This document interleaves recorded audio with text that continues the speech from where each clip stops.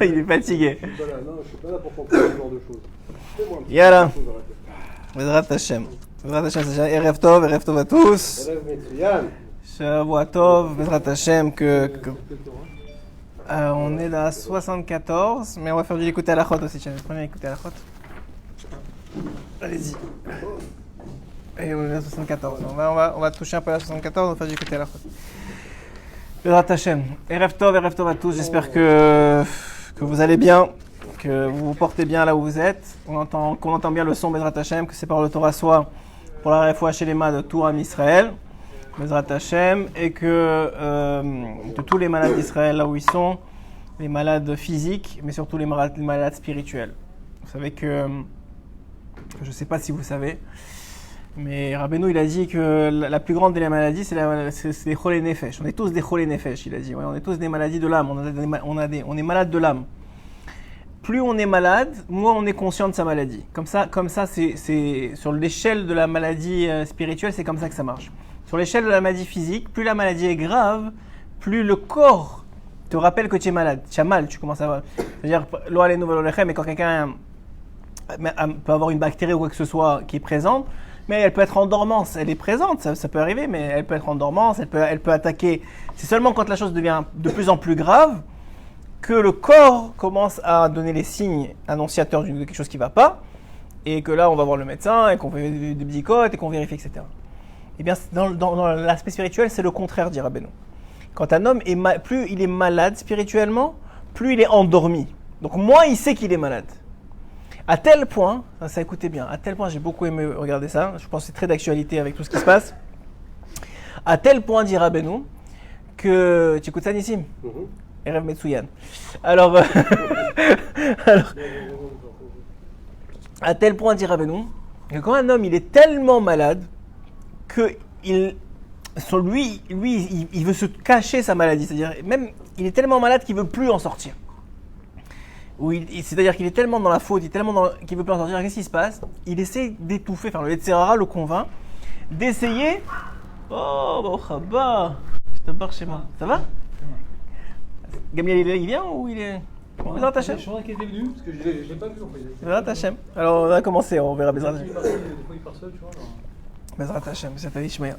Alors on est en train de dire, puisque tu viens d'arriver, on est en train d'expliquer que dans la maladie, il y a deux aspects. Il y a la maladie physique et la maladie spirituelle. La maladie physique, Rabbeinu il explique que plus la maladie elle est grave, plus la personne est consciente de sa maladie, parce que ça commence à faire mal, ça commence à atteindre certains organes du corps, ça commence à être de plus en plus difficile. Et dans la maladie spirituelle, c'est le contraire. Plus la personne elle est malade spirituellement, elle est malade de son âme, moins elle est consciente qu'elle est malade. Plus elle est endormie, dit Rabbeinu, à tel point, c'est ça que quand tu es arrivé, on expliquait. Moins elle est consciente, pardon. Moins elle est consciente qu'elle est malade. Moins pour elle, elle est pas malade. Elle se complète dans cette. Non, alors pour elle, ça veut dire elle se convainc qu'elle est pas malade. C'est rien du tout. Quelqu'un tu lui dis, souvent ça arrive quand il y a des gens qui sont très religieux. Ils veulent pas, par exemple, aller dans un mariage mixte. Alors, ceux qui vont et qui ne voient pas le mal là, ils disent « Mais qu'est-ce que vous voyez le mal partout? Mais c'est pas possible. Qu'est-ce qu'il y a? On n'est pas devenus des fous, on n'est pas des animaux, on va pas penser qu'à ça. » Mais parce que la personne, elle est tellement ancrée que... Non, ça veut dire elle voit pas le mal, parce que elle voit pas le bien non plus. C'est-à-dire, elle a pas le bien qui met en exergue le mal. Je sais pas si l'exemple est bon.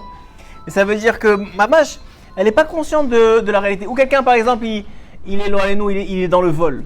Au début, si quelqu'un il commence dans le vol, il va être sensibilisé, il va être un peu avoir de rebord, etc. Mais au bout d'un moment, s'il vole des grosses sommes, il fait pour lui c'est fini, c'est comme c'est une naturalité. Il se convainc que c'est même pas si grave que ça, que c'est même pas du vol, que c'est même pas grave. C'est naturel, c'est pas naturel, c'est jamais naturel, parce que, surtout s'il est juif, ça veut dire, c'est pas dans la nature de l'homme de voler, ou de tricher, ou de mentir, c'est pas dans la nature, mais ça devient une seconde nature, voilà, très bien, c'est ça que je cherchais. Ça devient une seconde nature. Ça veut dire quoi, ça devient une seconde nature? Ça veut dire que quand l'âme, elle est atteinte spirituellement, le Yetzirara, il a de plus en plus d'effets sur toi. C'est quoi l'effet? C'est qu'il camoufle la maladie. Fais comme si tu n'étais pas malade. Pourquoi? Pour pas que tu guérisses, pour pas que tu te remettes en question, pour pas que tu aies de remords, pour pas que tu fasses tchouva. Parce que c'est quoi la guérison du corps? Tu vas chez le médecin, tu vérifies, et à ce moment-là, il te dit, bon, prends tel médicament, tel médicament, tel médicament. Mais quelqu'un, le corps, le etc., il veut que tu le gardes, il veut que tu tiennes, que tu continues à fauter si tu fautes, ou si tu continues à faire des bêtises si tu fais des bêtises. Ça ne le dérange pas vraiment. Mais l'âme, c'est pas comme ça. L'âme, c'est différent. L'âme, c'est sournois. La maladie de l'âme, elle est sournoise. Elle commence, quand c'est petit, tu la sens, parce que tu es pur encore. Donc quand tu commences petit, tu commences à voler par-ci par-là, ou tu commences à te mentir par-ci par-là, pas vous, mais on va dire quelqu'un commence à voler par-ci par-là, il le sent. Il sent qu'il est malade. Mais au bout d'un moment, il ne le sent plus. Cette sensation de maladie de l'âme, cette salissure de l'âme, il ne la sent plus. Quelqu'un, il tombe, et c'est pour ça que chez les goïms, quand ils tombent dans les mauvaises mœurs, c'est de pire en pire en pire en pire. Je te dis, il y en a qui vont avec les animaux, il y en a qui vont avec des enfants, mais des trucs de fou. Tu te dis, mais c'est pas possible une chose pareille. C'est pas humain. Parce qu'ils sont tellement tombés que ça y est, c'est. Même les curés. Hein? Ouais, les curés, n'en parlons même pas, c'est même pas une question. Mais encore là, les curés, c'est encore une autre histoire. Ça vient d'une déformation de la nature humaine. Ils ont voulu déformer, ils sont tombés pire que, pour certains en tout cas, pire que ce qui est normalement naturellement permis. Et c'est parce qu'ils ont voulu, ce qu'il dit Rabbeinu, il dit qu'il faut faire très attention quand tu veux être mahmir. Dans la Torah, quand tu veux ajouter sur toi des choses qui ne sont pas de la loi prescrite claire, il faut faire très très attention, parce que si tu n'es pas au niveau, eh bien ça va te prendre des kochot, des forces spirituelles que tu aurais dû mettre dans quelque chose que tu étais obligé de faire et que tu ne feras plus, parce que tu l'as mis dans quelque chose que tu n'es pas obligé de faire. Donc il faut faire très très attention lorsqu'on est. Il faut être d'abord dans un équilibre, comme on a dit la semaine dernière, il faut être dans un équilibre par rapport à ce qui est permis et autorisé et ce qui n'est pas autorisé. Une fois qu'on est comme ça, on peut ajouter tranquillement. Mais on ne peut pas mettre toutes ses forces, par exemple, à se réveiller à minuit, toutes les nuits, alors qu'on n'est pas capable de manger kasher comme il faut, on n'est pas capable de faire Shabbat comme il faut, on n'est pas capable. Alors il y a un déséquilibre qui va se créer. Alors ça dépend, des fois, l'homme il a des forces spirituelles, c'est plus facile pour lui, entre guillemets. Il a des forces spirituelles qui lui permettent d'avancer dans certains aspects de la vie. Comme par exemple, c'est plus facile pour lui de prier, ou c'est plus facile d'étudier, ou c'est plus facile. Il y a des gens qui sont comme ça. Alors il faut donner de la force là où son corps le ressent, mais toujours il faut être, encore une fois, c'est toujours la même idée, c'est qu'il faut être dans un équilibre, comme on a dit la semaine dernière. Que l'évaluation de soi-même, c'est l'évaluation de l'équilibre, de savoir où est-ce qu'on en est et est-ce qu'on est toujours dans un équilibre. Et comment on sait, d'ailleurs je parlais de ça cette semaine, on ne sait pas, c'est pas nous qui savons. C'est pas nous qui pouvons juger de notre équilibre, c'est les gens autour de nous. C'est notre femme, nos enfants, nos parents qui peuvent évaluer. Bon, évidemment, s'ils sont dans la Torah et s'ils ont un œil juste, pas s'ils ont un œil qu'eux ils veulent les choses pour toi parce que c'est par intérêt personnel, ça c'est une autre histoire. Mais on va dire quelqu'un qui a un œil juste sur la situation. Alors il sait si tu vois que comment on dit, la balance elle penche ou si elle est encore équilibrée. Mais ça, pourquoi je vous dis tout ça? Parce qu'on voit qu'à chaque fois que les béné Israël, pendant tout le désert, pendant tout le Midbar, on a vu toutes les parachiotes qui viennent de passer, même jusqu'à hier, c'est-à-dire jusqu'à la parachute 4, où ils sont tombés encore en se plaignant qu'ils n'avaient pas à manger, que c'était difficile, qu'ils ne voulaient pas la manne, et avec l'histoire du serpent qui les a mordus, etc., pour ceux qui ont lu un peu la paracha, on va revenir un peu dessus aussi, on dirait qu'ils sont tout le temps surpris. Ils sont surpris comme si, pour eux, ils ne sont pas fautés. Comment ça se fait qu'on est puni? Comment ça se fait qu'il y a une épidémie? Comment ça se fait qu'Hachem s'énerve contre nous? Comment ça se fait qu'ils se retournent vers Moshe comme si ils tombaient des nues? Mais c'est toujours la même faute. Ils s'arrêtent pas de se plaindre, ils n'arrêtent pas de critiquer, ils n'arrêtent pas de se rebeller contre Hachem, ils n'écoutent pas ce qu'ils veulent, ils n'écoutent pas ce que Hachem veut d'eux. Et à chaque fois, comme s'ils tombaient des nues. Alors, ça a été vrai pour les Meragelim, ça a été vrai pour le Vaudor, ça a été vrai. À chaque fois, c'est comme s'ils tombent des nues. Oui, les nuits étaient au-dessus d'eux. Vous avez raison. Mais ça veut dire l'homme. Alors, tu comprends pas. Et c'est vrai, on devrait se poser la question, mais ça fait quoi? Ça fait maintenant, vous êtes 40 ans dans le désert. 40 ans que vous vous plaignez. 40 ans ils sont tous morts. Les Bnei Shalom, ils sont tous morts. Et leurs enfants, ils reprennent la même erreur. Mais vous n'avez pas appris. Il n'y a personne qui vous a dit comment ça marche. D'arrêter de vous plaindre. Hachem, il est en train de faire pour votre bien. À la veille de la rentrée en Eretz Israël. Encore vous vous plaignez, on veut de la viande, on veut pas manger, on veut pas la manne tous les jours, donnez-nous-la une fois par mois. Je comprends pas, vous avez. D'ailleurs, jusqu'à aujourd'hui. Mais pourquoi? Pourquoi c'est comme ça? C'est bien de savoir, on le voit et c'est vrai jusqu'à aujourd'hui. On tombe des nues de tout, on tombe des nues des nouveaux gouvernements, on tombe des nues de. On dirait que. On dirait que les choses elles avancent, et chaque fois c'est un cercle vicieux, on répète les mêmes erreurs. Alors en fait, l'idée c'est que l'homme, il n'est pas conscient qu'il faute. Il n'est pas conscient qu'il est pas bécédaire. Pour être conscient que quelqu'un n'est pas bécédaire, il faut déjà être très très fin, il ne faut pas qu'il y ait beaucoup de choses qui n'aillent pas. Parce que s'il y a trop de choses qui ne vont pas, c'est sûr que tu es déjà dans le déni, tu es déjà... Alors comment on fait? Alors on nettoie petit à petit, c'est-à-dire on prend la petite brosse, on commence avec la brosse à dents, après une petite grosse brosse, et on va doucement nettoyer. Et en vérité, à chaque fois, on va découvrir petit à petit les couches de saleté qui s'accumulent.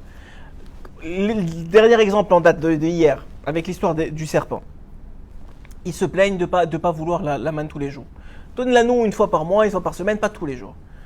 Je comprends pas. Tu as à manger, tu n'as pas à aller travailler, tu n'as pas ça a le goût que tu veux. C'est comme tu veux, c'est bon.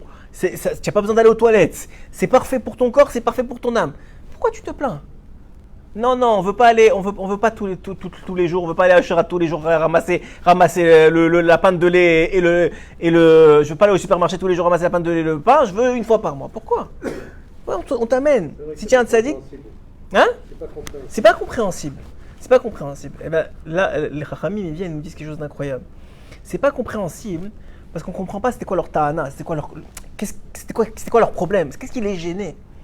Et ce qui les gênait, et ça c'est incroyable à comprendre, ce qui gênait ces hommes-là, et peut-être même les femmes, mais on voit surtout c'est les hommes le problème, ce qui gênait ces hommes-là, c'est qu'ils devaient rendre des comptes tous les jours à Hachem. Tous les jours, c'était comme un mifran, un examen quotidien. Tous les jours, ils vérifiaient, est-ce que j'ai reçu la manne à la porte, ou 1 kilomètre plus loin, ou 2 kilomètres plus loin. Donc chaque jour, il fallait être parfait. Chaque jour, il fallait être au niveau. Et ça, hein? En plus, ils se voyaient entre eux, etc. Mais même vis-à-vis d'eux-mêmes.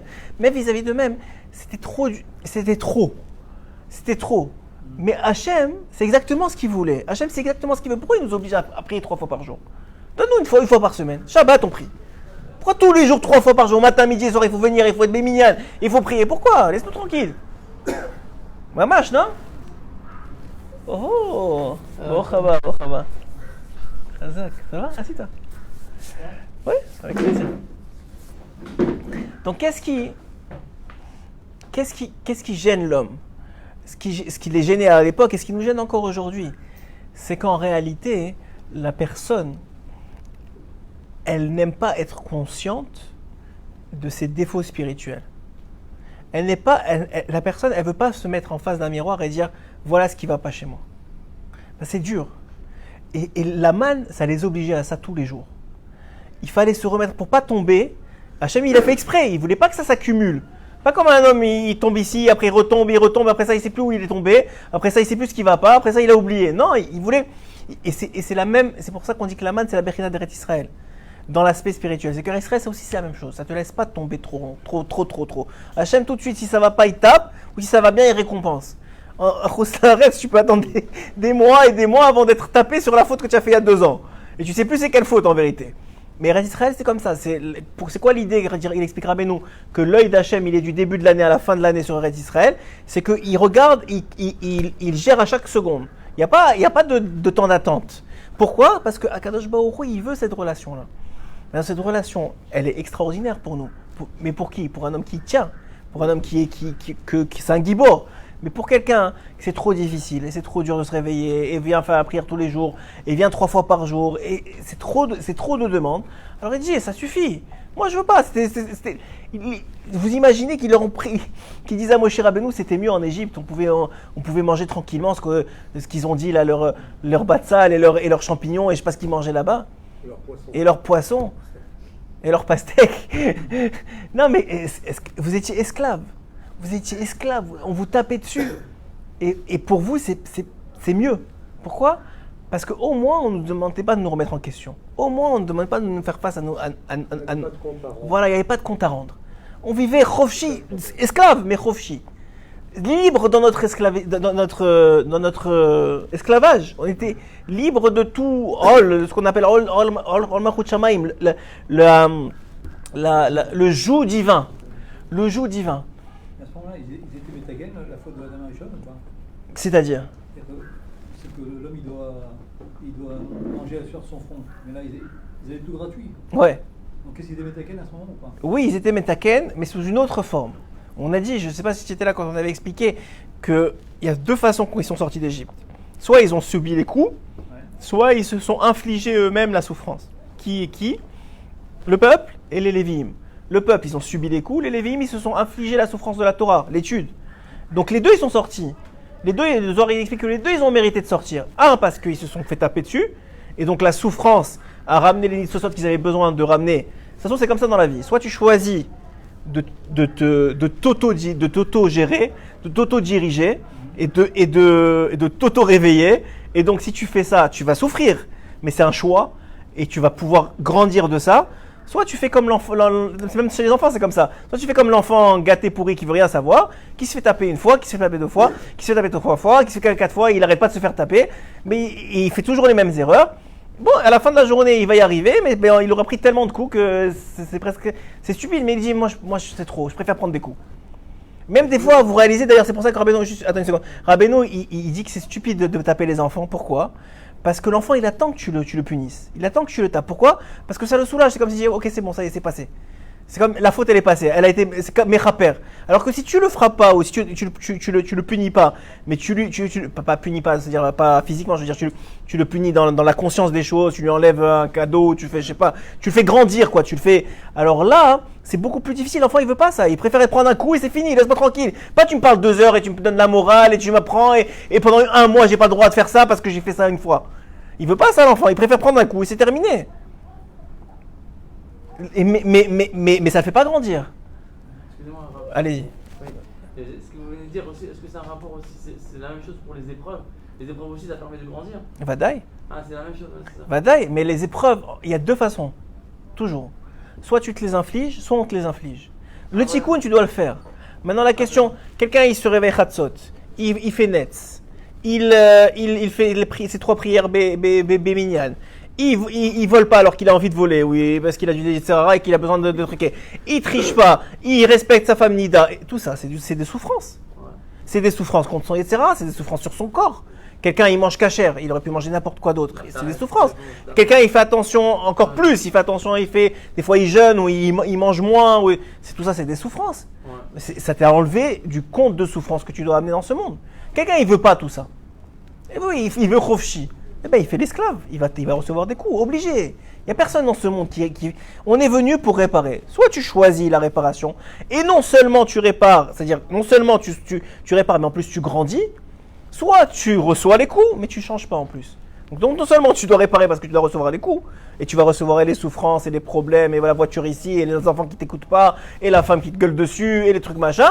Non seulement tu vas recevoir ça, mais en plus toi-même tu grandis pas parce que tu es un enfant. Et tu veux rester un enfant, tu fais toujours les mêmes erreurs. Tu évolues pas. Donc, non, donc, par contre, quand on évolue dans la Torah, moi je parle dans la Torah. C'est ça, alors exactement. Donc, exactement ce que les Lévi'im ils ont choisi de faire. Les Lévi'im ils ont choisi de rester dans la Torah. Le Zohar il dit c'est grâce à ça qu'ils sont sortis d'Égypte. Parce que le Zohar il dit comment ils ont le droit de sortir d'Égypte? Eux ils ont souffert. Et eux ils n'ont pas souffert. Le Zohar il dit non, eux aussi ils ont souffert. Sauf qu'ils ont choisi leur souffrance. Je crois que c'est facile de rester 12 heures par jour étudier. C'est une souffrance. Hein? Mais même ils étudiaient, ils avaient une Torah d'Abraham, Israël et Yaakov et de Shem Ve'ever. Ils avaient la Torah.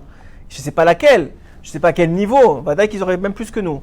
Ils n'étaient pas mechouyav, ils n'étaient pas obligés de l'étudier. Mais ils ont choisi cette voie-là. Et c'est toujours comme ça dans la vie. Il y a toujours la voie du choix et la voie de la soumission. Le problème, il est que le choix, il te fait grandir et que la soumission, tu restes le même. C'est une servitude volontaire. Voilà, servitude volontaire. C'est plus facile pour l'esprit. Mais c'est plus difficile pour le corps, Vadaï. Mais c'est plus facile pour l'esprit. Alors, servitude volontaire. Maintenant, tu comprends? C'est bon. Il faut que ce soit ponctué comme ça. De temps en temps, un petit peu une... Alors, l'idée... Alors, pourquoi je dis ça? Parce que ça doit donc concerner à nous. Ce qui s'est passé dans cette histoire-là, juste hier, dans la paracha d'hier. Ils se plaignent. Ils reçoivent les serpents qui arrivent et qui commencent à les mordre tous. Il y en a plein qui meurent. Des milliers qui sont morts. Qu'est-ce qui se passe? Moshe comprend comme d'habitude qu'il faut prier, il se met par terre, il commence à prier. Qu'est-ce qu'il lui dit à Hachem? Ok, d'accord, prends un bâton, mets un serpent sur le bâton, et ceux qui verront le bâton, ils vont guérir. C'est quoi? Je comprends pas. Premièrement, c'est quoi l'histoire du serpent? Pourquoi Dafka il leur a envoyé un serpent? Ça c'est une première question. Deuxième question, même si tu me dis qu'il leur a envoyé un serpent pour les tuer, Pourquoi il envoie un serpent ou il demande à Moshe de mettre un serpent sur un bâton pour les guérir? Si c'est le serpent qui tue, c'est pas le serpent qui guérit. D'ailleurs, jusqu'à maintenant, les pharmaciens, et c'est ça qu'ils ont comme sigle. Oui, Ils savent pas pourquoi, mais ça vient de la Torah. Ah, ils savent pourquoi? Ah ok, moi je croyais qu'ils savaient pas pourquoi. Certains pharmaciens savent pas pourquoi. le paradoxal, vous dites que ça vient de la Torah, mais c'est un truc qui n'est pas tellement du à Israël, ça. Alors, il faut comprendre. Alors, il faut comprendre c'est quoi l'idée. Il faut comprendre. C'est très bien, c'est vrai. Si tu vois comme ça, tu dis, je comprends pas, c'est la Vodazara, ils se sont mis devant un serpent et ça a guéri. Ça fait pas de sens. Alors, il faut comprendre l'idée. Alors, l'idée, elle est vraiment, elle est extraordinaire. C'est plus, non, Rila, Vas-y. c'est plus des choses de Mitzrayim. Oui, c'est ça, exactement. Tu as l'impression que c'est de la Vodazara, que c'est quelque chose, c'est un dieu qu'ils ont créé. Alors, tu comprends pas. Si tu veux les guérir, guéris-les. Dis Hachem, je sais pas, Hachem, il envoie la guérison. C'est fini. Aussi. Alors, c'est quoi l'idée du serpent? Premièrement, il faut comprendre que dans la Torah, le serpent, c'est quelque chose de fondamental. C'est le Yetzirah, c'est le Samer même. Mais c'est quoi l'idée du serpent? L'idée du serpent, c'est que le serpent, ou le Yetzirah d'ailleurs, ou le Samer même. Pourquoi est-ce que le Yetzirah ou le Samer même, on va le shochet à la fin des temps? Pourquoi on va le tuer à la fin des temps? Pourquoi? Il a fait son travail, c'est un ange de Dieu, comme les autres. Et on lui a dit, il faut que tu fasses tomber, il faut que pas que tu fasses tomber, mais que tu testes les bénis Israël. Et ben voilà, il les a testés, qu'est-ce qu'il y a? Il donne des envies, c'est à toi de faire le choix de la suivre ou de ne pas la suivre. Alors pourquoi lui, il va être... Oui, mais il paraît que même le Yetzératov va être... Shochet? Quand il y aura la Géoula, il y aura... J'ai pas vu que le Yetzirah va être... Peut-être qu'on n'aura plus besoin du Yetzirah, mais voilà, qu'on va le tuer, ça m'étonnerait. Non, on va le tuer. Mais parce que le Yetzirah, on va l'égorger, on va le tuer. Alors l'idée, elle est pourquoi? Alors là-bas, Chazal, il rapporte que de la même façon aussi qu'en Égypte aussi, Paro aussi, il a été puni. Alors pourquoi il a été puni? Puisque c'est la volonté d'Hachem qui fasse ça. L'idée, elle est que le Yetzirah, ou le Samer même, ce que tu veux, ou ce que vous voulez, il allait au-delà de ce qu'il était censé faire.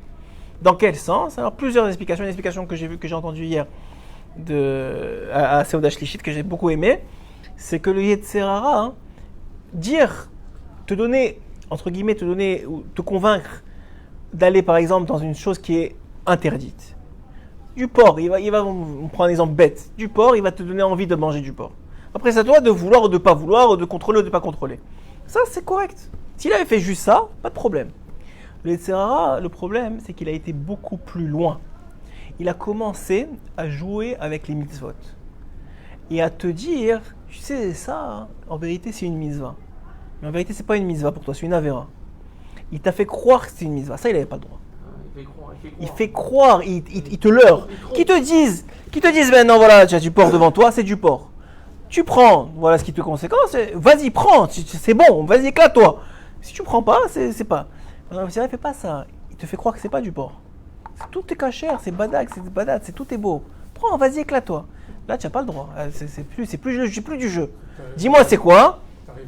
Voilà, c'est Taref Meadrin, exactement, c'est très bien. C'est la première fois que j'entends ça là. C'est Taref Meadrin, ça veut dire tout est beau, tout est nickel, tout est bien. Et c'est exactement ce qu'il fait aussi avec nous-mêmes de façon encore plus pernicieuse. C'est qu'il te fait croire, attends, une seconde, c'est qu'il te fait croire que tu es bécéder. Quand ça va pas, quand tu es complètement dans la faute, quand tu es complètement tu es pas dans le bon derrière, il te fait croire que tu es bécéder. C'est pour ça que la Gemara a dit, qu'est-ce que tu fais avec le Yetzirah? Amène-le au Beth Midrash. Quand tu vois qu'il s'attaque à toi, amène-le au Beth Midrash. Pourquoi tu vas mettre au Beth Midrash? Ça va changer. Ça va changer que tu vas réaliser que tu n'es pas bécéder. Il n'aura plus d'emprise sur toi. Sur ce qui est vrai, ce qui n'est pas vrai, il y aura toujours un Yetzirah. Sur ce qui est permis, pas permis, il y aura toujours un Yetzirah. Il faut faire un choix. Soit tu veux Hachem, soit tu veux pas Hachem. Ça, et des fois tu y arrives, des fois tu n'y arrives pas. Ça, c'est toi et ton Yetzirah. Et même ça, hein, ces envies-là, avec le temps, une fois que tu te bats, une fois, deux fois, tu tombes, tu retombes. Mais au bout d'un moment, tu vas réussir. C'est ça le Sahara. C'est que comme on a voilà. le combat le Sahara, à la fin on aura le Sahara. Voilà, exactement. Maintenant la question, c'est le Sahara, la récompense, le principe de la récompense et de la punition. Mais sur ce que tu sais pas, sur ce qu'il n'y a pas conscience, là ça marche plus. Quelqu'un il est malade.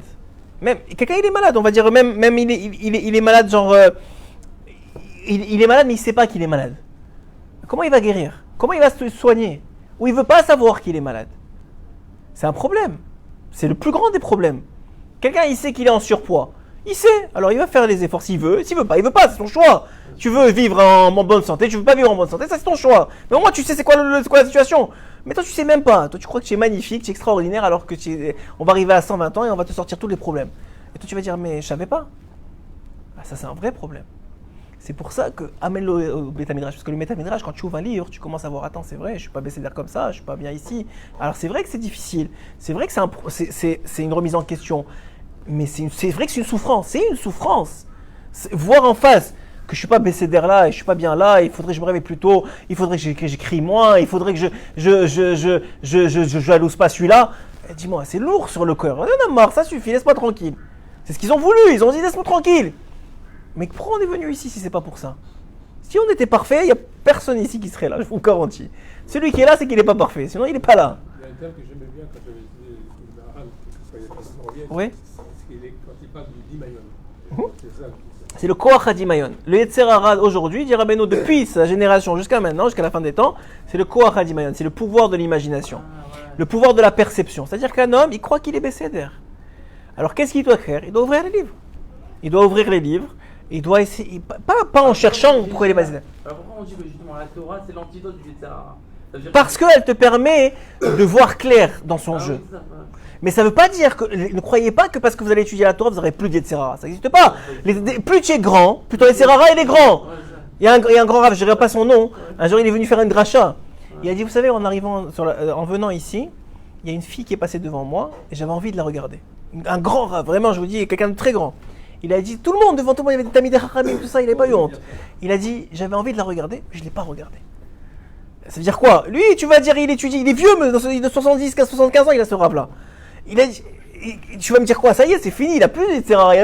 Non, j'avais envie de la regarder, mais je ne l'ai pas regardée. Ça va toujours exister. Mais au moins, la seule chose que tu peux demander à toi-même, c'est de savoir qu'il savait qu'il ne fallait pas regarder. Mais il y a des gens, ils sont devant la télé, ils ne savent même pas qu'il ne faut pas regarder. Ils savent plus qu'il faut pas regarder.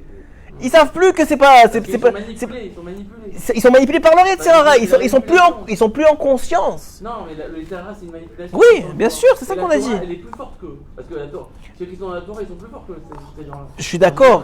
En général, il faut un niveau de Torah, il faut beaucoup de Torah, il faut tous les jours. Il faut beaucoup. Le Yetzer Hara, malheureusement, c'est une sorte de manipulation. Oui, exactement. C'est ce qu'il dit, le Koach HaDimayon. C'est Koach HaDimayon. Il fait croire des choses. Ça s'appelle l'inconscient. Oui. Ça s'appelle l'inconscient. Vous l'appelez l'inconscient, le Yetzer Hara? Moi, j'aurais cru que l'inconscient, c'est encore. Par exemple, comme vous avez donné un très bon exemple, vous avez dit, C'est pas grave, on fait, vas-y. Vous avez dit par exemple pour la cache-route, vous avez raison. On peut dire par exemple ça. Ah, il va te dire, mais non, c'est pas grave, c'est pas grave, tu manges ça, c'est caché. Ouais. C'est pas grave. Voilà. Ça va rien te faire. Voilà. Et il paraît que on se rend pas compte, c'est que sur le moment on kiffe, malheureusement c'est ça, il te fait profiter. Non, voilà. Alors, non, parce que les gens ils comprennent pas. Ils disent, par exemple, une femme elle envoie son mari ça arrive souvent ça. Quand on commence à la tchouva, alors la femme elle envoie son mari à la Torah. Elle croit qu'il va revenir tzaddik au bout d'une semaine, qu'il va plus s'énerver, qu'il va plus lui mal parler, qu'il va plus mal la regarder, qu'il va plus la critiquer. Ah, mais je t'envoie à la Torah. Ou même une semaine, c'est rigolade, mais même au bout d'un an, 2 ans, ça arrive pas comme ça. Et elle croit que ça c'est pas vrai. La Torah, ça change pas ça. Non, ça change l'homme. Une seconde. La Torah, ça change pas ça. La Torah, ça change la conscience de ce qui est mal. C'est-à-dire que la personne, elle comprend de plus en plus que critiquer c'est mauvais. Que parler mal c'est mauvais, que s'énerver c'est mauvais. Mais est-ce que ça contrôle? Ça contrôle pas, ça prend des efforts énormes, ça prend des conseils de Rabbeinu, ça prend... Parce que c'est elle qui donne mauvaise conscience. Et la question, j'ai pas compris. La Torah vous donne mauvaise conscience. Elle donne pas mauvaise conscience, elle donne conscience. Moi j'aime pas la mauvaise conscience. Elle donne conscience, ça veut dire elle donne conscience de ce qui est bien, de ce qui est pas bien. On peut la comparer à un médicament à la Torah. Oui, Vadaï, c'est un médicament. C'est un médicament. Parce qu'il y a des gens qui prennent des médicaments par exemple. Il y a des effets indésirables. Il y a des effets indésirables. Ça veut dire c'est Sam Frame, Sam Mavet. Il y a les deux. C'est les deux. Alors venez on avance un peu. Non, pas de problème, au contraire. Alors donc dans l'idée il faut voilà. Non. Pourquoi je vous dis ça? Parce que c'est quoi le problème du serpent? Le problème du serpent il est comme ça. Le problème du serpent il est que qu'est-ce qu'il a dit à Chava? Qu'est-ce qu'il a dit à Chava, Monsieur Kotiel? Qu'est-ce qu'il a dit à Chava? Il lui a pas dit, regarde, tu n'as pas le droit de manger, mais mange quand même parce que c'est bon. Il n'a pas dit ça. Il lui a dit, mange, et si tu manges, tu seras encore plus proche d'Hachem. Parce que Hachem aussi, il a mangé pour devenir Dieu. Si toi tu manges, toi aussi tu vas être comme Dieu. Donc en vérité, il a utilisé la mitzvah, il lui a dit, ça c'est une mitzvah de manger. Tu vas... Hein? La race de Dieu. Oui, mais il est allé au-delà. Bien sûr que c'est tout derrière Hachem, bien sûr, mais il est allé au-delà de ce qu'il était censé être. Dire ça c'est mauvais et ça c'est bon, prends le mauvais parce que écoute, c'est le kiff d'aujourd'hui, pas de problème. Mais dire maintenant ça c'est bon alors que c'est mauvais et tu me le peins en bon, ça il n'a pas le droit. Et Chava elle est tombée. C'était quoi la faute? C'est quoi la punition du serpent? C'est quoi la punition du serpent? Il est Il a perdu ses pattes. Voilà. Et surtout, la principale punition, c'est qu'il va manger maintenant que de la poussière et que cette poussière-là, elle va être, pour lui, le même goût. C'est-à-dire, qu'est-ce qu'il mange? Les souris, les rats, ce qu'il mange, ça va toujours être le même goût. La même chose que la poussière. Pourquoi? Le Chaim HaKadosh, il explique, parce que Hachem, il lui a dit, je veux plus de relation avec toi. Donc, comme la nature de la création, c'est de demander quand il a un besoin. Si le serpent, il a plus de besoin, il va plus lever la tête au ciel. Il va plus lever la tête au ciel puisque maintenant il a plus de besoin. Donc maintenant il peut trouver sa nourriture là où il va jamais manquer de nourriture parce que la poussière il y en a partout. Parce qu'il y a partout de tout. Donc il a dit ok, à partir de maintenant, il y a plus et je peux manger comme je veux. Donc tu n'auras plus de relation avec moi, je veux plus t'entendre. Je veux plus avoir de relation avec toi. Pourquoi? Parce que tu es un ramaï. Un ramaï ça veut dire quelqu'un qui trompe. Tu es un trompeur toi, serpent. Moi je veux pas des histoires avec le trompeur. Moi les trompeurs ça marche pas ensemble, il dit Hachem. Une seconde. Faut pas que je perde le fil d'idée. Donc ça c'est le problème du serpent. Qu'il a voulu tromper et qu'il continue à nous tromper à travers le Tserara chez nous, à travers le serpent. Maintenant, qu'est-ce qui s'est passé lorsqu'ils sont arrivés? Ils ont commencé à se plaindre qu'on ne veut pas de l'Aman, qu'on veut pas, on veut une fois par mois, etc. Qu'est-ce qu'ils sont en train de dire à Hachem? La même chose que le serpent. Il est en train de dire, écoute, c'est trop de relations. On est trop proches, toi et nous, Hachem. Comme un roi ou un père que quand il veut, il donne toutes les semaines à son fils ou tous les jours à son fils un peu d'argent. Ouais. Et bon, d'un moment, il dit, tu sais quoi, je vais lui donner une fois par an. Et pendant un an, il ne voit plus son fils, jusqu'à l'année d'après. Pourquoi? Parce que alors il dit, non, si c'est comme ça, tous les jours, je te donne un peu. Tous les jours, je te donne un peu, au moins, je suis sûr de te voir. Au moins, on va avoir une relation ensemble. La même chose à Kadosh Baruch Hu. Kadosh Baruch Hu, il dit quoi? La même chose. Il dit au Béné Israël, il dit, moi, je veux une relation pour moi et pour vous. Pour moi, parce que je vous aime. Et pour vous, parce que avoir une relation avec moi, ça permet de ne pas s'encrasser dans la faute. Et dans l'inconscient, peut-être. Ça permet de ne pas s'encrasser dans ça. Donc, qu'est-ce qui se passe? Gamliel, qu'est-ce qui se passe? Il se passe que Hachem HaKadosh Baruch Hu, qu'est-ce qu'il veut? Il veut une relation. Et qu'est-ce que les Béné Israël sont en train de dire quand ils disent on ne veut pas la manne? Ils disent la relation elle est trop forte, elle est trop présente. On veut moins de relation. Qu'est-ce qu'il fait Hachem? Il leur envoie le serpent. Pour leur dire quoi? Parce qu'Hachem, il fait mida kedeged mida. Quand on a un problème dans quelque chose, il envoie par rapport à cette chose-là. Donc qu'est-ce qu'il leur envoie le serpent? Pourquoi? Pour leur dire, votre faute, c'est pas de vouloir manger de la viande, c'est que vous voulez plus de relation avec moi. Comme le serpent n'a plus de relation avec moi. Si vous voulez être comme le serpent, vous allez mourir comme le serpent. Et alors, c'est quoi la réfoua? C'est quoi la réparation? C'est pas le serpent sur le bâton. C'est que pour regarder le serpent sur le bâton, il devait la tête au ciel. Et de se rappeler que c'est pas le serpent qui tue, c'est la faute, et c'est pas le serpent qui irit, c'est Hachem. Donc toute l'idée, et c'est tout dans notre vie, c'est comme ça. C'est est-ce que tu veux une connexion avec Hachem ou tu veux pas de connexion avec Hachem? Tout c'est comme ça.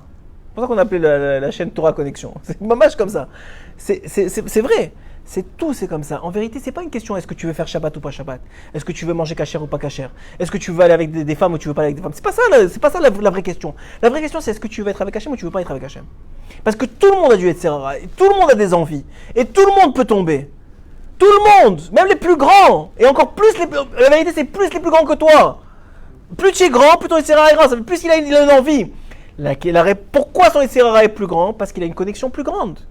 Donc il a Kenegadze, il a de quoi combattre. Il a une volonté de connecter plus grande. Si tu veux te connecter plus grande, donc tu as une force d'attachement à Hachem qui est plus grande, donc tu as besoin d'une envie plus grande pour balancer ça. Oui, mais d'un côté c'est paradoxal, puisque on dit normalement une personne qui tombe dans la coucha. Excuse-moi, s'il y a des questions, tu me dis ici. Oui, vas-y. Vous voulez dire que justement plus on est grand, plus on a un Yetzirah grand, c'est ça que vous voulez dire? C'est ça la Gemara qui le dit, oui. Oui, c'est ça, voilà. Mais pourtant il y a des personnes que justement plus elles sont dans la coucha, plus elles sont comme des c'est comme qu'elles ont des. Alors voilà, c'est ce que j'essaie de vous. Alors, je t'explique. Encore une fois, viens comprendre. C'est tout le sujet du cours. Si tu comprends ça, tu as tout compris. Une seconde. en vérité, leur Yetzer Hara est plus grand. C'est vrai. Mais quel Yetzer Hara? Le Yetzer Hara qui est clair devant eux. Celui des envies. Ça, c'est plus grand. Mais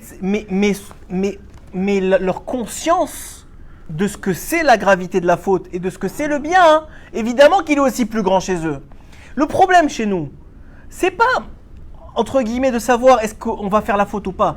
C'est que la plupart du temps, on se laisse porter que la faute, ce n'est pas une faute. Que c'est pas si grave que ça.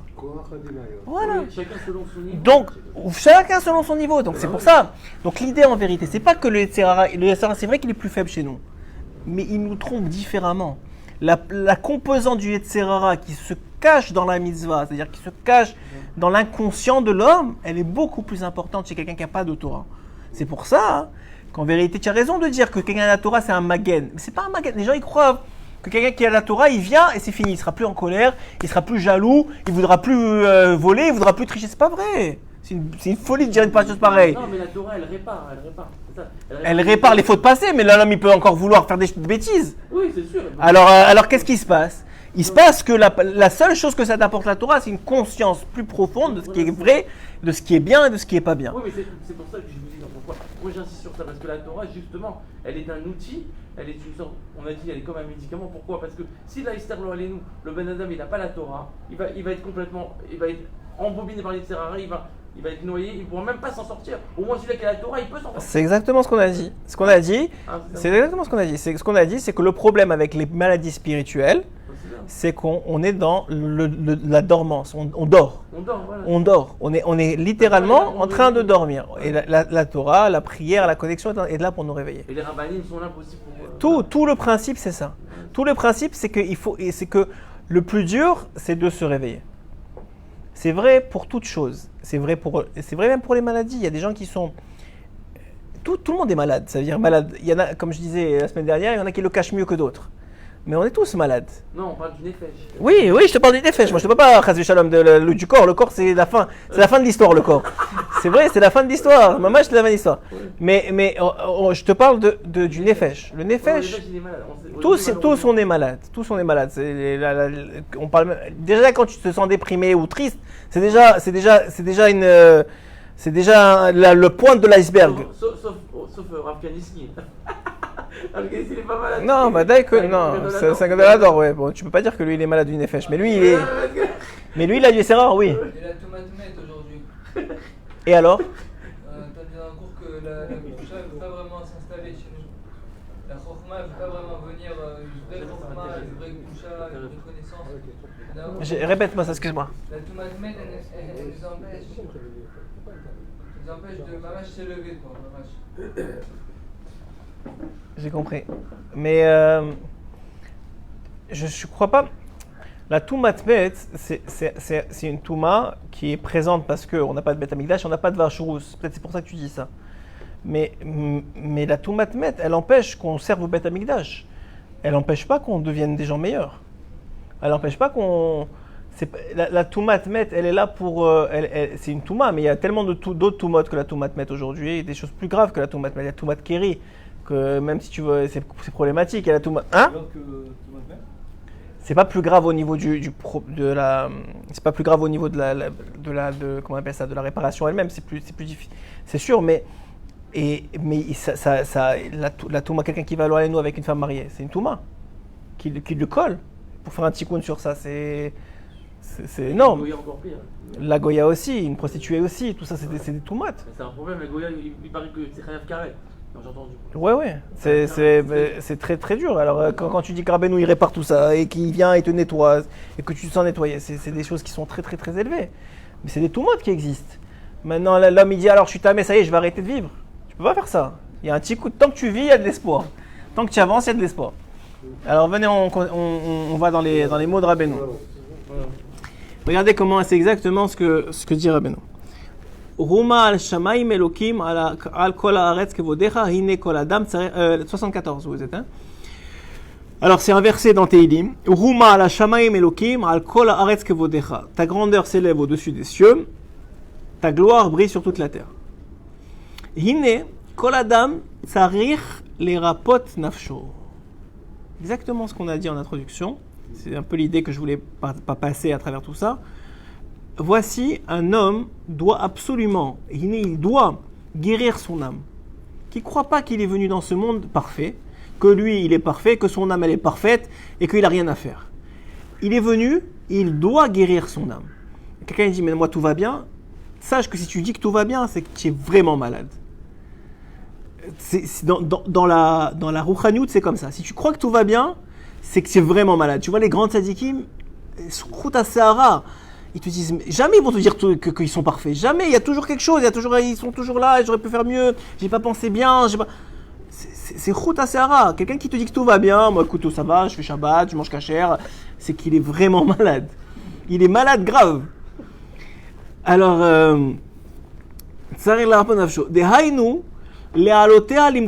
et qu'est-ce que ça veut dire de réparer son âme? Rabbeinu, il te dit, ça veut dire de l'élever jusqu'à sa source. Qu'est-ce que ça veut dire sa source? Alors, on a tous une source dans les mondes supérieurs. On a une source chez Adam Arishon d'abord, chacun fait une partie d'Adam Arishon, et aussi dans les mondes supérieurs. Ça veut dire qu'il y a des âmes qui viennent de on va pas rentrer dans la Kabbalah ici, mais juste pour comprendre, il y a des âmes qui viennent par exemple de la sphira de Chesed, il y en a qui viennent de la sphira de Gvura, il y en a qui viennent de Tiferet, il y en a qui viennent de Hod, qui viennent de Kesod. Ça veut dire que chacun, on peut pas dire maintenant, c'est exactement ce qu'on avait expliqué dans l'argument de Korach, qui voulait dire qu'on est tous égaux devant Dieu. On n'est pas tous égaux devant Dieu, on est tous uniques devant Dieu. Mais on vient tous d'un shoresh différent. Si toi et moi on était les mêmes, on ne devrait pas être ensemble dans le même monde. Ça n'existe pas une chose pareille, puisque toi et moi on n'a pas le même tikkun, on n'a pas la même préparation, on n'a pas même deux jumeaux identiques, c'est pas des vrais identiques. Ils n'ont pas la même partie d'âme, ils se complètent forcément. C'est comme un mari et une femme. On est deux parties d'âme qui se complètent, mais pas qu'on peut dire qu'on est identiques. Ah, c'est la même âme, les jumeaux? Les jumeaux, c'est des âmes qui sont très proches, bien sûr. De la même façon que leur corps est proche, leur âme est proche. Les frères aussi, les frères et sœurs, les parents et les enfants. Il y a des connexions d'âme qui sont plus proches. Pourquoi on se ressent plus avec un frère ou une sœur, ou on aime plus un parent? C'est pas seulement parce que c'est son fils, parce que ton âme, elle est proche de la tienne. Et souvent, le Harizal, il expliquait que des fois, les parents dans cette vie, c'était des enfants dans l'autre, etc., etc. Ça tourne au niveau des âmes. Ça tourne, mais c'est connecté. C'est connecté des chavruta, des gens qui étudient ensemble. C'est pas pour rien, ils ont des connexions d'âme. Dans d'autres vies, il y a des réparations à faire. C'est pas, si tu n'as pas de connexion d'âme avec l'autre, tu n'as pas besoin de le rencontrer dans cette vie. C'est là pour réparer la connexion, pour réparer le puzzle, entre guillemets, on dit, ouais. Ça veut dire quoi? Ça veut dire de la ramener à sa source. Et voici qu'il y a, on va expliquer pourquoi il parle de ça, il y a deux types de jugements.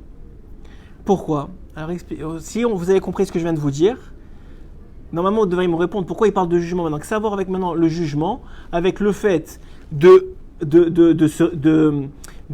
ramener son âme à sa source et le fait de se guérir l'âme. Savoir le jugement dans l'histoire. Parce que si vous avez compris ce que je vous ai dit, c'est évident. La seule façon de réparer son âme, c'est quoi? C'est quoi la seule façon de réparer l'âme d'un homme? C'est d'être conscient qu'il y a des choses qui ne vont pas. D'être conscient de ce qui ne va pas et de vouloir le réparer. Parce que le principal problème dans l'âme, c'est qu'on n'est pas conscient. Donc maintenant, si un homme il va être capable de ramener son âme à sa source, ça veut dire quoi? Ça veut dire qu'il est capable de se juger. Il est capable de voir ce qui ne va pas. Le problème, il est que la plupart d'entre nous, on ne voit pas ce qui ne va pas. On ne veut pas voir ce qui ne va pas. Même des fois, ta femme te crie ce qui ne va pas, ou tes enfants ils te le mettent en pleine face, ou Hachem lui-même, avec toutes les épreuves qu'il t'envoie, il te met en pleine face ce qui ne va pas. Et toi, tu ne veux pas savoir. Tu veux fermer les yeux sur ça. Tu préfères prendre des coups, un après l'autre, que de voir ce qui ne va pas. Rabbeinu, il dit, parce qu'il y a deux types de jugements. Il y a deux types de jugements. Aleph, le premier jugement, Dina dimsa ava. C'est un jugement impur. Bechinat nachash itil zoamad bachana. C'est un jugement qui vient du nachash. On voit encore du serpent. C'est un jugement qui est faussé. Il te fait croire des choses qui sont bonnes, qui sont pas bonnes, et des choses qui sont pas bonnes, qui sont bonnes. Par exemple, un homme il dit « Ouais, je suis nul, ouais, je suis une catastrophe. » Regarde. Alors qu'en vérité, c'est pas vrai. Tu es quelqu'un d'extraordinaire, tu as des midotes magnifiques. Regarde, j'ai fait ça, mais dans ça, regarde le bien qu'il y a dedans. C'est aussi du nachash. Pas seulement qu'il te fait croire que tout va bien quand ça va pas. Même des choses qui vont bien, il te dit le contraire, il te dit non, ça c'est pas bien. Alors, donc en fait, il joue avec toi. C'est cette impureté-là qu'il a rentré dans Chava. Cette hypocrisie-là. Et le second jugement, c'est un jugement qui, lui, il est saint. Pourquoi? Celui qu'Hachem il aime, il lui montre, il le réprimande. Ça veut dire quoi qu'il le réprimande? Ça veut dire qu'il lui montre qu'est-ce qui va pas. Quand Hachem il t'envoie un problème, par exemple, tu perds de l'argent, c'est parce qu'il y a un problème dans l'argent. Soit il y a trop de tavat mammon, soit tu triches avec l'argent. C'est pas, il t'envoie pas juste pour t'envoyer une souffrance. Hachem il joue au bi, je dis toujours ça. Il joue au bi avec nous. Ça veut dire qu'il t'envoie mida kedeged mida. Il t'envoie par exemple dans le Shalom Bayit. Pourquoi? Fais attention à ce que tu regardes. Il y a quelque chose qui va pas. Alors, j'ai envie de dire, c'est très facile de faire des pas aussi simples que ça. Chacun il connaît à son niveau. Mais c'est évident que s'il t'a tapé sur la main gauche, c'est pas parce qu'il y a un problème au pied, c'est parce que tu as un problème à la main gauche. Maintenant, la question, elle est, c'est qu'est-ce qui se passe avec la main gauche? Ça, c'est toi qui le sais. Et personne n'a besoin de le savoir à part toi. C'est pas, maintenant, on vient pas pointer du doigt. Chacun, il a des problèmes.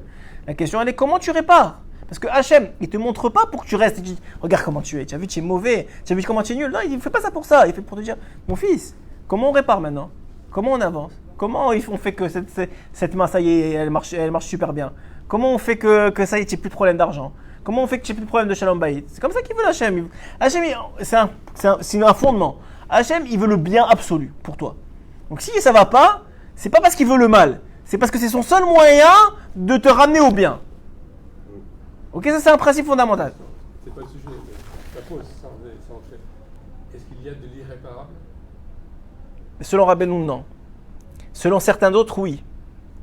Selon certains autres, Avshalom, pas. Non, vous voyez, je vais vous montrer. Avshalom, c'est très beau. J'ai entendu ça de Nathan Usan cette semaine. Et j'ai trouvé ça très très beau. C'est un midrash, mais c'est écrit qu'Avshalom, il a fait des choses que peu de monde dans ce monde ont fait. Par exemple, il est parti avec toutes les concubines, enfin toutes les femmes de son père. C'est-à-dire, il a fait znout tant que tu veux, oui. Il a voulu tuer son père. C'est David Ameller qui était un tzaddik, il a voulu prendre la royauté, il a menti, il a triché, ce que tu veux il a fait finalement. Ouais. Donc quand il est mort, il s'est présenté au Gehinam. Et on lui a dit, le premier porte du Gehinam. Et on lui a demandé, mais lui il n'est pas shayach ici, c'est une catastrophe cet homme-là, il ne peut pas venir ici. Alors il dit, mais on nous a dit, les anges qui l'amenaient, ils l'ont dit, mais on nous a dit qu'il devait venir là. Il dit, non, il va en dessous. Ils l'ont emmené en dessous, il dit, non, il va en dessous. 7 fois comme ça. Jusqu'à qu'il est parti au plus profond du profond, il était là-bas. Et c'est écrit que David Ameller, il a vu son fils, Beruach HaKodesh, il vivait encore David, il a vu son fils au 7e palier du Gehinam. Là-bas, c'est les derniers des derniers à être réparés. Ça veut dire il y aura une réparation, mais c'est quand nous on sera déjà des âmes, il n'y aura plus de corps dans ce monde, et on sera tous, ma chère sera venue depuis des milliers d'années, et d'après eux, ils vont commencer leur réparation. Donc c'est les derniers des derniers. Qu'est-ce qu'il a fait David? Il a crié 7 fois Avshalom, Avshalom, Avshalom, Avshalom. À chaque fois qu'il se crie Avshalom, Avshalom il montait d'un étage. Il montait d'un étage, 8e fois il l'a fait rentrer au Gan Eden. Comment on peut dire une chose pareille? Avshalom il a fait des catastrophes monumentales. Il est parti avec des znot, etc. C'est la force du tzaddik. Le tzaddik il est capable de te prendre du plus profond et de te monter là-bas. Il est resté son fils. Exactement. Mais on est resté juif. C'est pour ça que Rabbeinu il dit tant que tu ne renies pas et encore c'est impossible en vérité, mais tant que tu ne renies pas, que tu restes Israël, comme ça c'est les mots de Rabbeinu, tant que tu restes en Israël, il y a toujours une réparation, il y a toujours quelque chose. Le problème il est quand tu n'es plus Israël. Comment ça marche, je ne sais pas. Peut-être il y a un moment où on change ton âme, où il y a quelque chose, on t'enlève l'âme d'Israël, peut-être, c'est possible. Mais Rabbeinu dit, tant que tu restes en Israël, et il en faut beaucoup pour enlever Israël, mais tant que tu restes en Israël, peut-être, je sais pas, peut-être l'acrobate, on lui a enlevé Israël, peut-être Saltazvi, c'est pas écrit clairement, mais on voit que c'est des gens qui sont partis qui ont fait fauter Barabim, qui se sont pris pour des machiars, qui jusqu'à aujourd'hui on paye leurs fautes. Alors peut-être eux, tu dis, c'est une catastrophe, ils ont fini, on leur a enlevé l'autre d'Israël. Mais dit Rabbeinu dit, tant que tu restes en Israël, tu vas y arriver.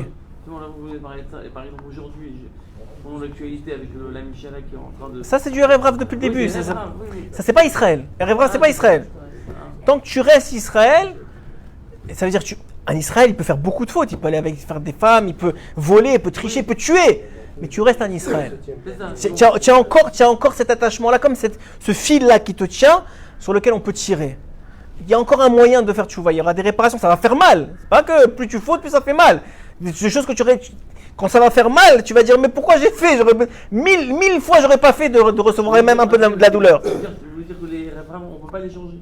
Ces gens-là, ça veut dire qu'ils sont. C'est la dernière partie de la réparation. Ce que Moshe Rabbeinu, il a pas compris. C'est Chas v'Shalom de dire une chose pareille, mais Moshe Rabbeinu, il croyait que c'était le moment de les réparer, il les a sortis. Hachem, il l'a prévenu, il a pas dit c'est pas le moment, il a dit fais ce que tu veux. Mais il aurait dû comprendre que fais ce que tu veux, c'est pas ce que je veux, alors ne fais pas. Mais il les a sortis et on paye encore jusqu'à aujourd'hui. Le rêve Rav, le Zohar, il explique, je le dis plusieurs fois, que dans les dernières générations, c'est eux qui vont être la source de tout le mal. Ils vont être ils vont être sous la forme de juifs, enfants de juifs. C'est-à-dire que c'est seulement leur âme qui sera rêve Rav. Mais sous tout aspect, on va dire, mais leur mère elle est juive, ils sont juifs. Leur père il est juif, ils sont juifs. Enfin, leur père et leur mère. C'est le truc des missionnaires, les missionnaires, c'est ça? Je sais pas si c'est ça. Les missionnaires, c'est le rêve. Ça grouille de partout. Ça grouille de partout en Israël aujourd'hui. Tu vois que tous ceux qui sont dans la même chala aujourd'hui, il y a pas beaucoup. Ça se dévoile. Ce que je disais à M. Gauthier avant de commencer, je disais que c'est écrit j'ai vu jeudi dernier. C'est écrit, moi ça m'a donné des frissons quand j'ai vu ça, dans Masechet Sota, dernière page. Là-bas, on parle à la veille du Mashiach, au talon du Mashiach. J'ai beaucoup aimé d'ailleurs, là-bas il y a une explication qui dit, pourquoi on dit toujours le talon du Mashiach? Parce que c'est le moment où on va commencer à entendre les pas du Mashiach. Ça veut dire que ça va être tellement présent que c'est évident que ça s'en vient, hein, qu'on va commencer à... Il y a une autre explication qui dit le talon, c'est la fin, c'est là le bas, c'est l'impureté la plus grande. Mais j'ai beaucoup aimé cette explication de dire que le talon, c'est quand on commence à entendre les pas du Mashiach. Alors il y a plusieurs choses qui vont arriver à cette époque-là qu'on vit aujourd'hui. C'est écrit Chusba Isge, que les enfants vont se rebeller, ça on le sait. Que la vie va devenir très très chère, ça on le sait. Que même s'il y aura de l'abondance, ça va quand même rester cher. Pourquoi? Tu vois, aujourd'hui il y a de l'abondance, mais ça reste cher. Pourquoi? Parce que les gens ont des tavotes tellement grandes qu'ils dépensent même sans s'en rendre compte. Ils veulent avoir des choses. Et un appartement, et 2 appartements, 3 appartements. Et tu dis mais à un moment ça va s'arrêter. Non, mais ils s'en fichent, ils veulent les choses, donc ça reste cher. Donc ça, on le voit déjà depuis longtemps. Il y a une chose qui est... et encore, c'est même pas ça, on est au milieu de cette chose-là dont je vais vous parler maintenant. Il reste encore d'autres après ça. Mais c'est écrit que la même chala, donc le gouvernement, les perch les minimes, il va se transformer en renégat.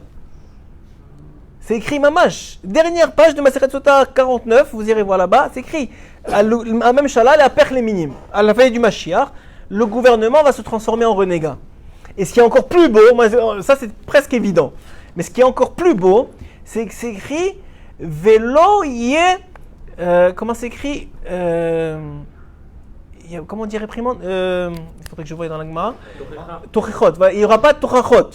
Il n'y aura pas de réprimande. Il n'y a personne qui s'est levé aujourd'hui contre eux. Il n'y a pas un grand rave qui a crié.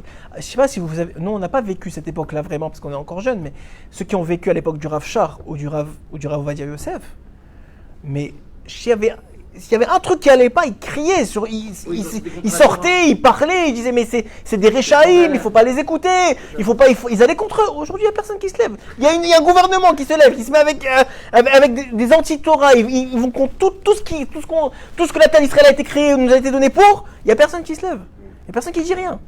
Et c'est écrit comme ça, c'est écrit dans la Torah, mamash comme ça. C'est-à-dire que tout est écrit. Mais ça, c'est pas grave. C'est-à-dire que effectivement, le gouvernement, il est anti-religieux, mais la population, c'est un paradoxe. Il faut Khazar Tchouva. Ouais. C'est ça. Bah bon, Hachem, ça c'est bien. Je préfère ça que le contraire. C'est mieux comme ça. Mais c'est une évidence qu'on arrive à une. On n'explique pas pourquoi il n'y a personne qui s'est levé. Ouais. C'est-à-dire, non, alors l'idée elle est quoi? La Gemara, elle donne une explication. Je ne sais pas si elle est très applicable. Enfin, c'est une des explications qu'elle donne. Elle dit que si quelqu'un réprimande l'autre, on va lui dire mais toi tu es pire que moi. Alors, je ne sais pas ce que ça veut dire. C'est-à-dire que peut-être que la personne aujourd'hui, ils sont tellement dans les gens qui sont vraiment du rêve grave, etc. Ils sont tellement tamés que même si tu leur dis quelque chose, ça ne change rien pour eux. Il n'y a plus de remords, il n'y a plus de notion de rien. C'est fini. On a dépassé les limites. Mais même ça, c'est même pas notre sujet à nous.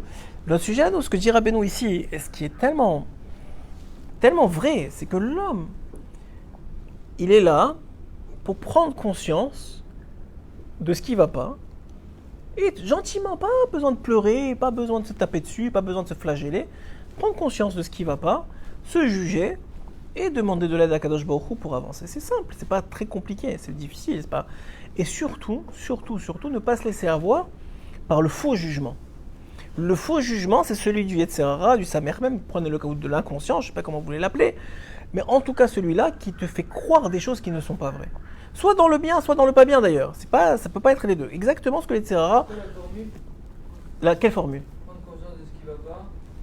Alors, c'est se mettre face à sa réalité, prendre conscience de ce qui ne va pas, et être en volonté de changer à travers la tfila, à travers la Torah. Mais comment tu fais pour prendre conscience? Ce qu'on fait aujourd'hui, on s'assoit et on regarde qu'est-ce qui est permis, qu'est-ce qui est interdit, qu'est-ce qu'il faut faire, qu'est-ce qu'il ne faut pas faire. Et à la fin, tu te dis, ok, c'est vrai que je ne suis pas bécédaire. Alors la personne dit, si je peux, c'est vrai, on est faible, et c'est difficile de se dire, je ne suis pas bécédaire, alors qu'est-ce que je fais? Ça fait des années que j'essaye d'être bécédaire, je ne suis pas bécédaire. C'est pas vrai. Premièrement, si tu essayes depuis des années, ça veut dire que tu vas avancer. C'est forcément que tu es meilleur qu'il y a quelques années.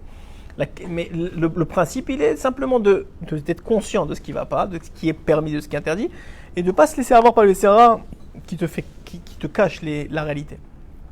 Et c'est exactement ce qu'il dit ici. Il y a deux types de jugements. Et sache que le début du rapprochement, c'est l'éloignement. Qu'est-ce que ça veut dire? Exactement ce qu'on vient de dire. Ça veut dire que le début du rapprochement, c'est savoir que tu es loin. Quelqu'un, il ne sait pas qu'il est loin, il ne peut pas se rapprocher. Il croit qu'il est proche alors qu'il est à des kilomètres. Il ne va jamais se rapprocher. Et comment on peut le savoir, ça? Parce que tu étudies. C'est que la Torah qui peut t'aider. La Torah, la Tfila, les Chaverim. Ça veut dire, tu le sais. Tu viens, tu ouvres un livre de Torah. Le Péléoetz. C'est pas très compliqué à lire. Le Péléoetz, il te dit, voilà, pour la patience, il faut être comme ça, comme ça, comme ça. Tu fermes la page, tu dis, est-ce que je suis comme ça? Non, il me manque ça. C'est pas grave, on n'est tous pas parfaits. Mais au moins, je sais sur quoi je dois m'améliorer, je fais des efforts. Alors, bien sûr, c'est comme un homme et on lui dit, ouais, ça va pas, ça, et on ferme le livre. Ah non, ça marche pas. Comment alors, voilà, moi je suis pas bien, alors ça y est, on s'arrête là. Non, alors Rabbeinu il a dit, je te donne des conseils. Tu as vu le PLUS qui allait pas? Ouvre l'écouter et saute, va voir dans section patience. Rabbeinu va te dire, tu sais, pour aider à la patience, faut faire ça. Bien des rabbanim qui aident. Il faut que tu travailles sur ça. La tzedaka, ça aide. Alors, vous avez parlé d'être proche ou loin, mais alors, comment on peut savoir, par exemple, si dans la tfila, on ressent Hachem, ça veut dire qu'on est proche, ça c'est des cadeaux qu'Hachem donne à la personne pour se rapprocher de lui. Ça n'a rien à voir. On n'est jamais. Parce que la tfila, ça rapproche. Je vais te dire quelque chose. On n'est jamais assez proche. Ah, on n'est jamais assez proche. Ça veut dire qu'on a toujours à travailler. Chacun d'entre nous, on a toujours à travailler. Maintenant. Des fois, alors, le secret, il est comme ça. Parce que Rabbeinu, il explique. Le secret, il est comme ça. Quand ça va bien, c'est-à-dire que tu vois que tu as de la itlaavout, tu es proche d'Hachem, tu arrives à prier, tu arrives à étudier, tu viens au shiur et Torah, tu arrives à te réveiller le matin, alors sache que tu es encore très loin. Tu as encore beaucoup à travailler, c'est là où les forces sont fortes, où tu te sens bon. Alors tu dois prendre conscience qu'il y a encore des choses à faire. Je vais étudier pour voir qu'est-ce qui ne va pas, je vais essayer de travailler, je vais utiliser ces forces-là pour le bien. Et quand tu vois qu'il y a des moments, et ça nous arrive à tous, où tu n'arrives pas à te réveiller le matin, où tu en as marre, où c'est trop difficile, où écoute, tu t'énerves pour un rien, alors sache qu'au contraire, Akadosh Baruch Hu, il est très proche de toi, et tu as des bonnes choses en toi, et tout va bien, et c'est pas si grave. Il faut te renforcer, parce que si tu commences maintenant à te dire, ouais, regarde comment je suis, déjà tu n'y arrives pas, qu'est-ce que tu vas faire? Tu vas t'enfoncer dans le trou, tu vas creuser ta tombe, ça sert à rien. Donc à ce moment-là, tu dois être dans un espoir et dans une remise. Alors on est tous un peu comme ça, on est tous dans cet équilibre-là, à savoir qu'il y a des moments où ça va un peu mieux, où il faut savoir se remettre en question, il y a des moments où ça va un peu moins bien, où il faut faire semblant. La vérité, Rabbeinu il dit, même dans une journée c'est comme ça. Toute la journée, il faut faire semblant que ça va bien, parce que sinon tu ne peux pas vivre. Et il y a des moments dans la journée, soit à en fin de soirée, soit etc., où tu dis ok, maintenant je vais ouvrir un livre et je vais voir qu'est-ce qui ne va pas. Et tranquillement, je prends sur moi ça. Et encore une fois, c'est des petits. Rachem, il te dit ouvre-moi la porte d'une aiguille, le chat d'une aiguille, et moi je t'ouvrirai toutes les portes. Je ne sais même pas comment elle dit l'expression déjà dans la Gemara, mais des portes du ciel, quoi. Il t'ouvrira énorme. Ça veut dire, on ne te demande pas de tout régler. C'est pas nous qui réglons en vérité. Et on ne règle rien du tout. Hachem, il te dit, je vois que tu fais des efforts, je vois que tu veux prendre conscience, je vois que tu veux savoir qu'est-ce qui ne va pas, je vois que tu veux guérir, alors je vais t'aider. Je vais t'ouvrir les portes. En Baya, tu es là pour ça, moi je suis là pour toi, je ne suis pas là pour te faire du mal, je ne suis pas là pour te casser, je suis pas là pour... malheureusement, il y a certains d'entre nous, et peut-être beaucoup, qui ont rencontré des gens dans leur vie, qui étaient là juste pour les casser. juste pour leur faire du mal, juste pour les critiquer. C'est pas la volonté d'Hachem de faire ça. La volonté d'Hachem, c'est au contraire de te dire, ça va pas, viens on travaille ensemble, viens tu vas réussir, viens tu vas avancer. C'est pas grave si tu es tombé. C'est ça ce qui Hachem fait avec nous vraiment. Parce que sinon on serait pas ici aujourd'hui, on ne mérite pas d'être là. Au nombre de fautes qu'on fait à la seconde, on ne mérite pas d'être là, je vous le garantis. Mais Hachem il a pitié, il sait ce qu'on vaut vraiment, il sait que c'est pas vraiment nous. La seule chose et c'est l'idée qu'on va, parce qu'il commence à être tard, mais c'est l'idée qu'il faut retenir, c'est que il y a deux types de Yetzer Hara. Il y a le Yetzer Hara qui est un Yetzer Hara qui est la raison pour laquelle le Yetzer Hara a été créé, c'est-à-dire tout ce qui est ta'avot, tout ce qui est envie, tout ce qui est, tu sais que c'est pas bien, mais voilà, tu as du Yetzer Hara pour, et ça c'est ton choix. Tu veux recevoir ton Gan Olam Haba, tu veux recevoir ton Gan Eden, tu veux recevoir toutes les brachot du monde, tu veux t'éviter les souffrances dans ce monde, tu suis. Mais il y a un autre Yetzer Hara, et c'est le plus difficile à combattre. C'est le Yetzer Hara qui est presque au-dessus de ton niveau. Parce qu'il te trompe, il te cache des choses. Non, c'est le bon terme, il te trompe. Comment tu fais pour savoir? Tu viens. D'abord, tu as un rave, mais aussi, tu viens et tu ouvres les livres. C'est la seule façon, c'est la Torah qui va te dire, ok, tu sais quoi, ça c'est pas évident, c'est pas normal. Comme par exemple quelqu'un il s'énerve tout le temps sur ses enfants. Il dit mais écoute, je les éduque. Ouais, mais il y a l'éducation et il y a l'énervement. Être dur avec les enfants, des fois c'est nécessaire, mais être énervé, s'emporter, crier, ne plus se contrôler, c'est pas normal. Le Yetzer Hara qui va te dire oui c'est normal, oui c'est bien, regarde la conséquence, ils se sont calmés. Mais c'est pas la façon de les calmer. Parce que toi, ce que tu as réagi, c'est pas normal. Ou quelqu'un, comme je vous ai dit, il triche un peu par là, il dit c'est pas grave, tout le monde fait la même chose. Non, mais c'est pas vrai, ça marche pas. C'est pas comme ça. Mais quelqu'un, encore une fois, alors c'est pour ça qu'on étudie, c'est pour ça qu'on ouvre les livres, c'est pour ça qu'on avance. C'est-à-dire, vous dites qu'on peut pas faire du récit. C'est-à-dire. Qu'on peut faire. On peut faire du récit si on est clair avec soi-même. Moi, j'ai pas de problème. Vous n'êtes pas au niveau de faire du 100%, personne n'est au niveau de faire 100%. Mais vous savez que vous êtes dans le tort. Moi, j'ai pas de problème. Tu sais que tu fautes. Mais tu le sais. Tu sais que je suis pas, Hachem, je suis pas au niveau. Je sais que c'est mauvais. Je sais, quelqu'un il fume. Il sait que c'est pas bon. Il sait que ça va lui amener la maladie. Il sait ça. Mais j'y arrive pas. Aide-moi, prie toute la journée. Je t'en supplie, aide-moi à ce mode-là. Il y a pas de problème. Mais quelqu'un, quand il fume, il croit qu'il mange. Il est en train de prendre un médicament. C'est un problème. Il fume. Encore pire si c'est de la drogue, il est en train de se tuer. Qu'il n'arrive pas, qu'il a Yetzer Hara, qu'il tombe, c'est une chose. Parce que la différence, elle est fondamentale. Quelqu'un qui fume et qui sait que ça lui apporte la maladie, etc., et qui a du remords et qui prie, au bout d'un moment, ça va finir, il va plus fumer. Mais quelqu'un qui croit que fumer, c'est un médicament, il va jamais arrêter de fumer. Il va jamais arrêter. Ça, c'est la différence. Ça, c'est tout le principe. C'est et c'est tout ce que la Torah vient t'apporter. C'est la conscience de ce qui est bon et de ce qui n'est pas bon et de mettre clair sur table. J'ai pas de problème, j'ai une tava, j'ai quelque chose, je suis conscient que c'est vrai. Je suis pas au niveau, mais au moins je suis clair. Pourtant, avec l'expérience, justement, on voit que par exemple, on a toujours des terrains et on connaît, c'est-à-dire on voit qu'en fait il fait du mal. C'est un mal. Pourquoi il s'appelle le mal? Oui, mais on l'a dit au début. Même en esclavage, ils préféraient avoir mal. Mais pas être en conscience des choses. Parce que la responsabilité qu'apporte la conscience, elle est difficile pour l'homme. Je sais pas, M. Gaudiel peut en parler peut-être des heures plus que moi, mais la responsabilité et le... Je sais pas comment on pourrait dire ça. La honte aussi. La honte, c'est ça. Mais tu n'as pas à avoir honte. C'est ça, c'est aussi du Yetzer Hara. Tu n'as pas à avoir honte, j'ai été créé comme ça. J'ai pas à avoir honte. J'ai une tava. C'est qui je suis. Vous avez donné l'exemple pour les femmes. Non, mais c'est très bien, c'est bien de répondre à ça. Tu as raison, parce que c'est du Yetzer Hara. Le Yetzer Hara, qu'est-ce qu'il fait? Il te fait avoir honte. Donc qu'est-ce que fait l'homme? Il fuit la honte. Il fuit parce qu'il veut pas se voir comme un moins que rien. Mais il n'y a pas à avoir honte. C'est pas moi qui me suis créé. Moi, si je m'étais créé, je me serais créé Rabbi Shimon Bar Yochai. Je me serais pas créé comme moi. Moi, si je m'étais créé, je me serais créé Rabbi Akiva. C'est pas moi qui m'a créé. Hachem il m'a donné le talon et au lieu de me donner la tête de Adam Arishon, c'est ma faute? C'est pas ma faute. La seule, j'ai pas à avoir honte. C'est qui je suis. Maintenant la raison, maintenant que je sais qui je suis, alors maintenant il faut prier et faire tout ce qu'il faut pour devenir quelqu'un de meilleur. Mais avoir honte, il n'y a rien à avoir honte. D'accord, si c'est comme ça, c'est joli, mais si j'ai pas été créé comme ça et les fautes que j'ai fait, ça m'a donné. C'est pas vrai, ça n'existe pas, elle n'a pas été créée comme ça. Les fautes que tu as fait, c'est parce que tu avais des choix à faire et tu as fait les mauvais choix. Pourquoi tu as fait les mauvais choix? Parce que tu avais un Yetzirah. S'il n'y avait pas d'Yetzirah, j'aurais pas fait de mauvais choix. Personne ne veut être un voleur, un mécréant, un tricheur, un menteur. Personne ne veut être ça. Personne.